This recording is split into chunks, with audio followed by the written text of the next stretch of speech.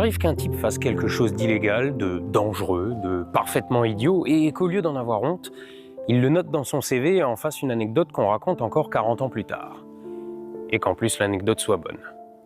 Mieux, que sur Wikipédia, ça lui fasse une aura de héros.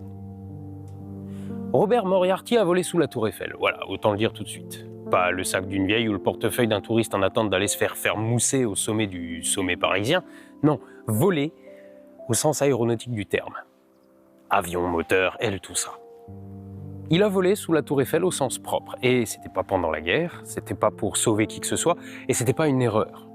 Ce genre de choses, on le fait pas non plus par distraction. On le fait quand on est parfaitement lucide.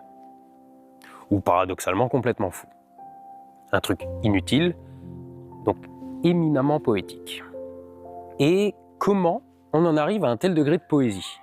Comment un type peut cumuler 824 missions de combat au Vietnam, décrocher 14 records d'aviation, traverser l'Atlantique en solo et finir par se dire « Tiens, et si je passais sous la Tour Eiffel comme ça, pour rien d'autre que le plaisir et l'exploit ?» Et cette vidéo, calmez-vous, n'est pas une apologie des actes insensés qui, aujourd'hui, passeraient pour des actes terroristes. Ce n'est pas une critique non plus, c'est juste un petit rappel utile. Parfois, la ligne droite n'est qu'un détour pour ceux qui manquent d'imagination.